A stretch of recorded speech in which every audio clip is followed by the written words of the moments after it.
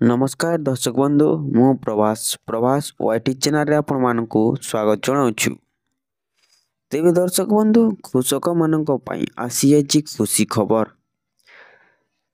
भारत सरकार देशर लोकंक पई अनेक योजना करुछंती। देशर कोटी लोक एही सरकारी योजना लाभ पाछंती।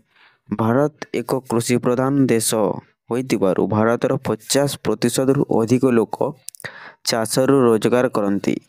सेथिपाई सरकार विशेष कर कृषक मानक पई अनेक योजना मध्य आनिछंती। तेबे दर्शक बंधु जानतु केबे जारी हेबो पीएम किसान योजनार परवर्ती किस्ती टंका।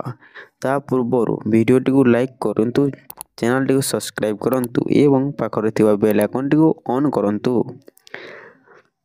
तेबे दर्शक बंधु चलंतु जानिबा खबरटी कोन रहिछि।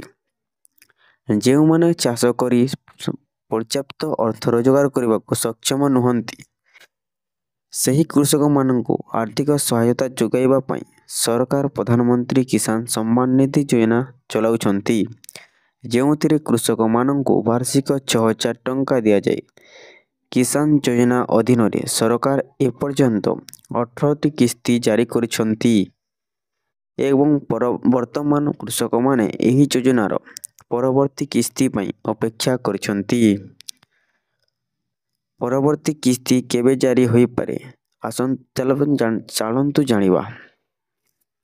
ପରବର୍ତ୍ତୀ କିସ୍ତି ବର୍ତ୍ତମାନ କୃଷକମାନେ 19ତମ କିସ୍ତି ପାଇଁ ଅପେକ୍ଷା କରିଛନ୍ତି। ସରକାର 4 ମାସ ବ୍ୟବଧାନରେ କିସ୍ତି ପଠାନ୍ତି। ଏହି ଯୋଜନାର 18ତମ କିସ୍ତି ଅକ୍ଟୋବର ମାସରେ ଖାତାକୁ ଆସିଥିଲା। ଯଦି ଏହି ଦୃଷ୍ଟିକୋଣରୁ ଦେଖାଯାଏ 19ତମ କିସ୍ତି ଫେବୃଆରୀରେ ଜାରି ହୋଇପାରେ। ତେବେ ଦର୍ଶକ ବନ୍ଧୁ ଫେବୃଆରୀ ମାସରେ 19ତମ କିସ୍ତି ଟଙ୍କା ଜାରି ହୋଇପାରେ ବୋଲି କହିଛନ୍ତି। ତେବେ ଦର୍ଶକ ବନ୍ଧୁ ଏମିତି ଖବର ପାଇଁ ଆମ ଚ୍ୟାନେଲ ସହିତ ଜଡ଼ିତ ରୁହନ୍ତୁ ଏବଂ ଆଗକୁ ଏମିତି ଲେଟେଷ୍ଟ ଖବର ପାଇବା ପାଇଁ ଭିଡ଼ିଓଟିକୁ ଲାଇକ୍ କରି ଚ୍ୟାନେଲଟିକୁ ସବସ୍କ୍ରାଇବ କରିଦିଅନ୍ତୁ।